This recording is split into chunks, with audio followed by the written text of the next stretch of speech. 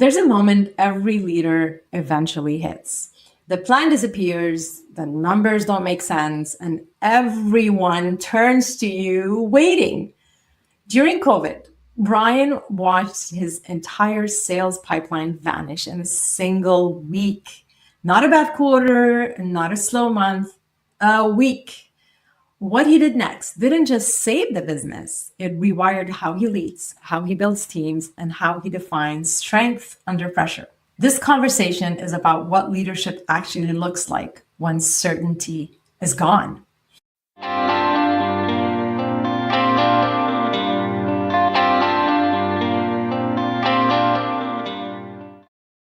Welcome to the Neuro Leadership Edge. This is the podcast for leaders who make real decisions under real pressure.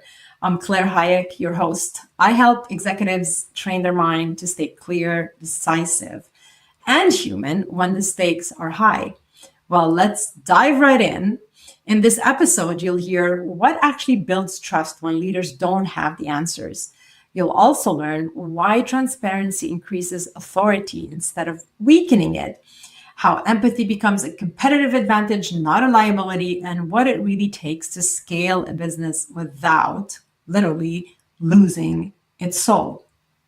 My guest today is Brian Silengo, a founder and sales leader who spent his career building revenue engines, leading teams through uncertainty, and helping companies scale without burning people out in the process. Brian has led through collapse, reinvention, and growth.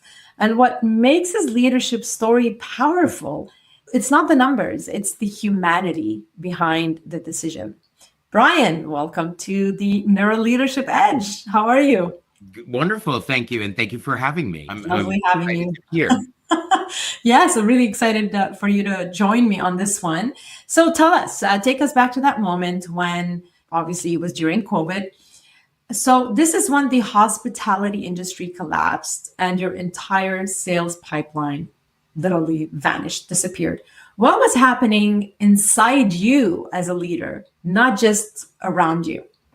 I would say my anxiety point was really around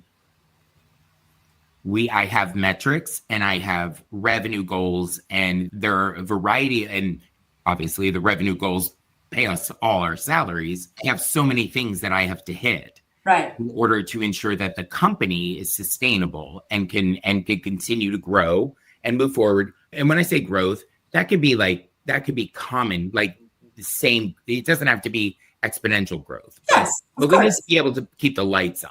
Yeah. And it was very hard when all of a sudden all of our clients were closed. And we were a very hospitality specific technology. And so what do you do? And I definitely stayed up a lot at night and just brainstormed how I can do this differently. But what was happening inside of you? Like when this happened and you just found out, literally everything just poof. Yes. What was going inside of you? Like what's going through your head? I can't even imagine. I'm not going to pretend that it wasn't extremely stressful. Right. I'm not going to pretend that I didn't have moments saying, how can I help? Or what can I do? I mean, it was a stressful time for everyone. So, because many of us were also dealing with family members who had COVID before there were vaccines. And, I lost several loved ones to COVID. And, there were just a lot of components going on and sometimes family takes a precedent over work. Right. And so there were just a lot of going on. Yeah. A lot of components. But where I found the resilience was really just taking a step back and saying, you know what, I could handle all of this. I just need to take that step back and look at the big picture. And that big picture was, you know what, we're in a situation where in this country, I can't speak for other places, but at least in the US, there are a lot of people who are struggling because of the quarantine and whatnot. They're struggling with maybe mental health issues, there's substance abuse issues that maybe they that have been in check. Right. But now that they're like sequestered into their home, things are a little different. And so I pivoted us to focus on how do we help the person who goes to a place for, let's say, drug and alcohol rehabilitation, or Right. like we focus specifically in the luxury market. So I focused more on the like high end, Right. the high end places. But at the same time, this was where I thought the perfect niche was for us at that point in time. And it worked very well. Right. So you were feeling the pressure. I mean, things were falling apart. Everybody, actually, you're right. Everybody was feeling all that. And so even family members were probably, needing your help, etc. You're pretty much under a lot of pressure. And I can't even imagine all this stress. And what do we do? How do we shift? What do we do now? And what you're really describing is sometimes a lot of leaders deal with, but we don't really talk about it. That moment when you're trying to hold it together, you're trying to be confident or show confidence when really everything is falling apart on the inside. You're just trying to hold the fort and practice that resilience and just move forward despite everything going wrong and everything crumbling around you. Right. And I don't think we talk enough about that. Now, we're talking about COVID here, but I think this applies to anything. And even to today, when you think about it, what's happening in the world. So you've said that you used to believe leadership meant being the strongest person in the room. I wanted to kind of jump to that, right after what I just said, because we always feel that we need to hold it all together and show that strength and that confidence. And so this is what you believed, right? What shifted when you finally said out loud, I don't have all the answers, when you actually embrace that? What really shifted within you, around you? What did that look like? I mean, by the way, it's a very good question. For me, I did always feel like I had to have all the answers and I needed to know everything about everything. And I felt that I was weak if I didn't know everything. And especially after the COVID experience and just working in that specific segment of an industry in hospitality, I had to learn to be a little more humble. Right. And I had to learn to be also more empathetic. And I've always been an empathetic person in my personal life, but I've always, maybe not as much in my business life. And I will say, one of the things that has worked that I've really learned is one, I'm actually a happier person, which makes me a better leader, to not pretend like I know everything. Right.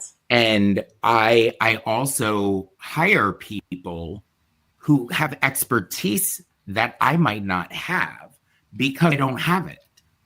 And because actually you put your finger on it. And I'm like, I'm going to tap this person to help. Yeah. You realize that you didn't, and you accepted that. Exactly. And this is why, right? That's right. That's right. And I think that's hard for a lot of leaders because it's almost, am I replacing myself? Right. And the truth is, the proof is in the pudding, I think is what they say. If the team is productive, it doesn't matter if you have a variety of people who have various individual experiences that you're pulling from. At the end of the day, no one can know everything. And I mean, I've definitely worked in my experience for leaders who have felt they know everything. And no disrespect to them, but it makes it hard for a leader to get a company or an organization to the next level when you have someone above you that you have to respect who just feels differently. And so, it's an interesting balance. Absolutely. And, when we talk about the brain, if you look at this from a brain perspective, that moment matters. You said it, you learned that you don't have to hold that front all the time, that strong, confident, etc., that it was okay to be humble, or maybe vulnerable is the better word, and more empathetic. And of course you were, and you are empathetic, maybe with at a personal level, but that, sometimes we have to not pretend, but put on some kind of mask because we are forced to hold it all together, and that pressure.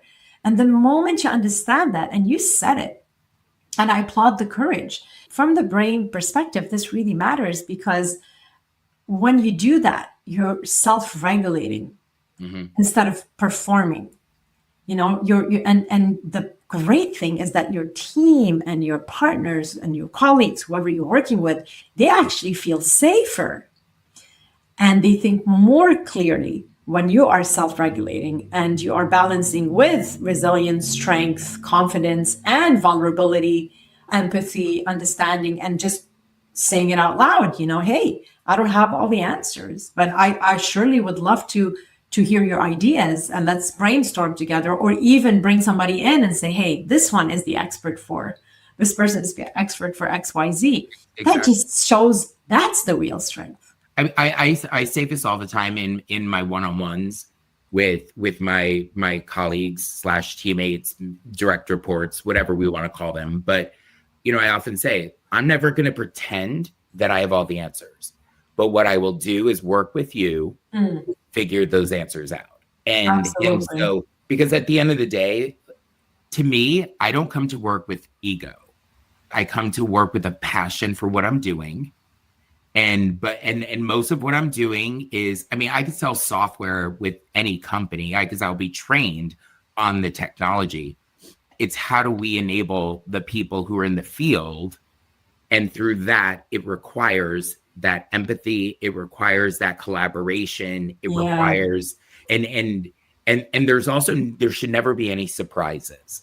It's all because that collaboration and that relationship should be very spot on. Where it's like, where if someone, for example, is working a poor deal, for example, we know it in advance. And we might try and make it into something better to hit someone's revenue target or whatever. But at the same time, we know, no one should ever be transparency.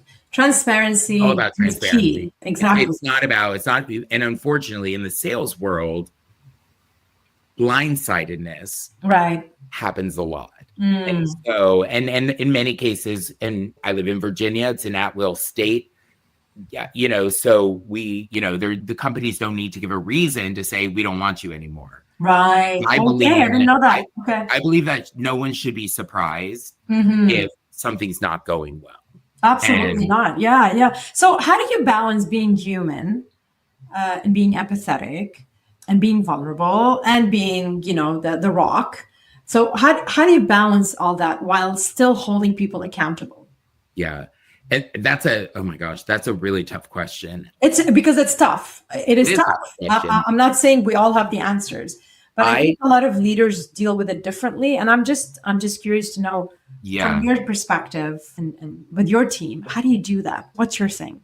And I'm thinking about it too, it is hard.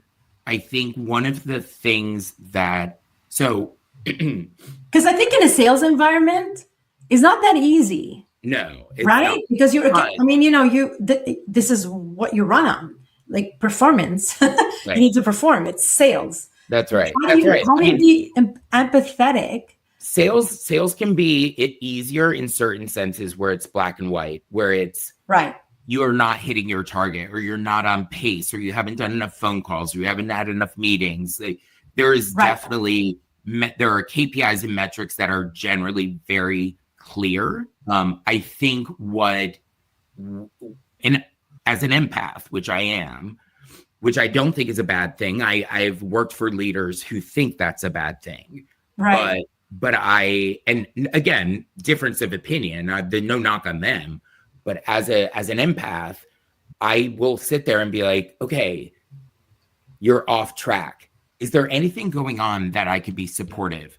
It could be out of work, and you don't have to tell me. And I'm not trying to get into your personal space, but is anything happening that maybe we could figure out a plan to help you?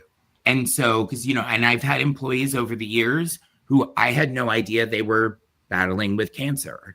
and they were still trying to maintain their the front. Probably. Yeah. And I'm like, you know what? This is what, like in the US, this is what FMLA can help with, you know, where it's like, if you're having a bad day and you just need to rest, first of all, your job is protected.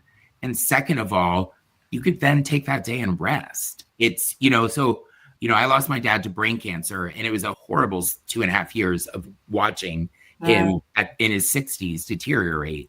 And, you know, I think about that where it's like, I put myself in, you know, other people's positions, which is what an empath does. And, you know, but at the same time, through that empathy, I will also say, because I will say, if you need this time off or you need to do some you time, I fully support that. However, we need to remember that these are the metrics. These are what I expect from you. And then how do we back that into the time you need for yourself? Right. Like what I'm hearing is that empathy isn't about being soft. It's not at all. About being precise.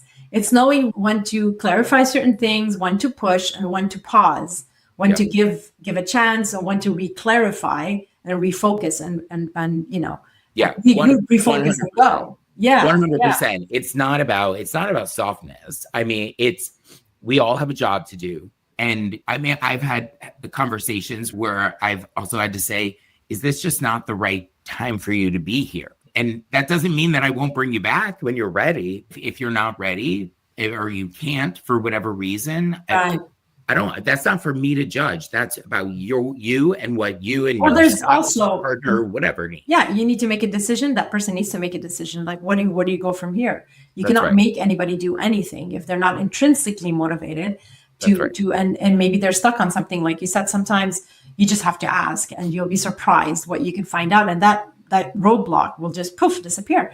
Yeah. You know, we talked about put a cherry on the top of that. Most of my one-on-ones, I spend the majority of the time asking, how are you?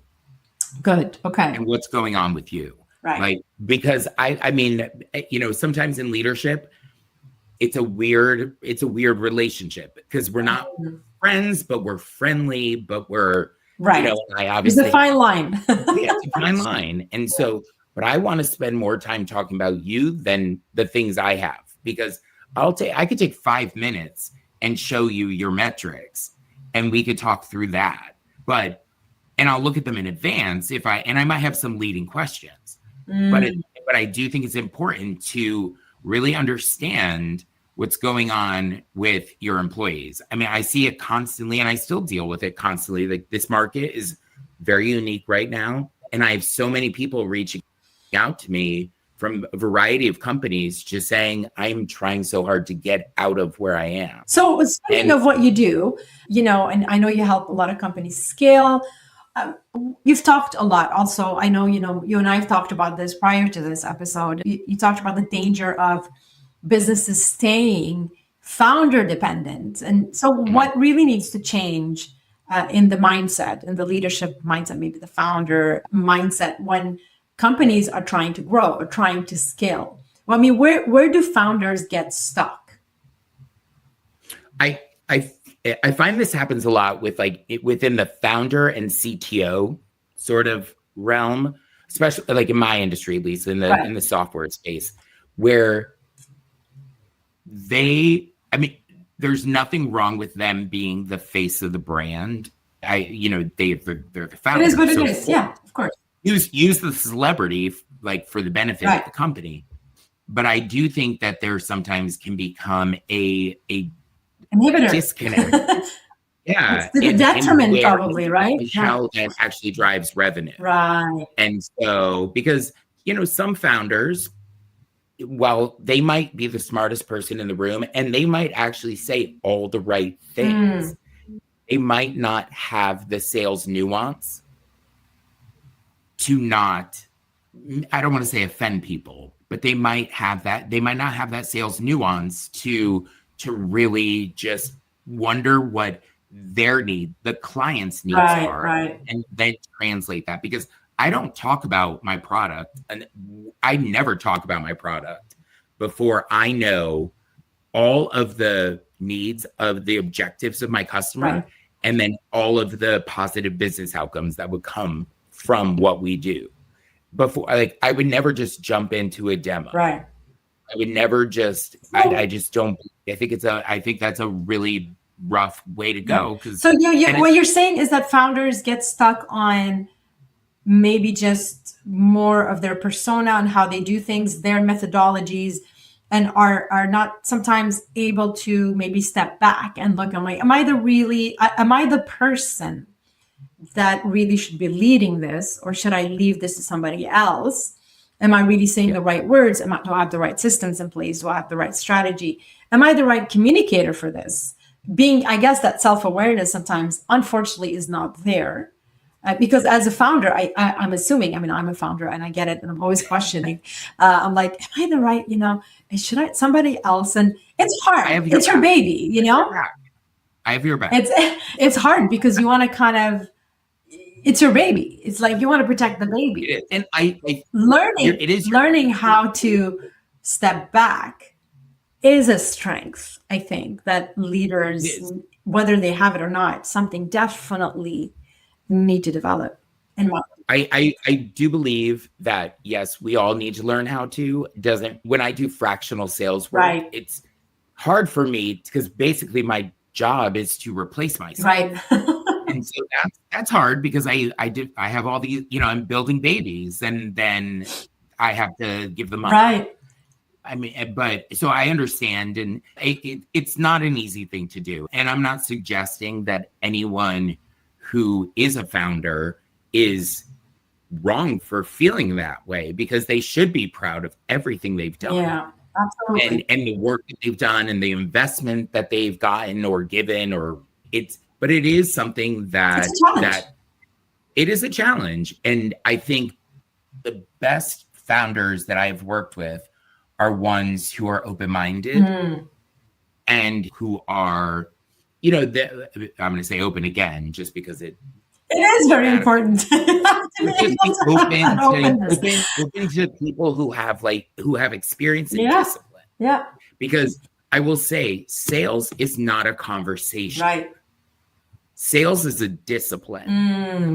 And that's why we have disciplines like MedPick and the Challenger sale and force management and all of these different organizations that help support and build sales pipeline. And a founder, not because they don't want to, but probably they don't have the time, they're not sitting there in a 3-day class about of course you can't be doing everything, obviously, so you need to leave these things. The founder should be out there finding new money, business development, etc. Exactly. So it's and I understand there are, of course, different stages of companies. Yes, of course. So here we are. We need to speed up to rapid fire because I would love to. I know, because I keep talking. I would love to continue the conversation. But, time flies when you're having fun. It does. I actually just looked at the clock and I'm like, wow.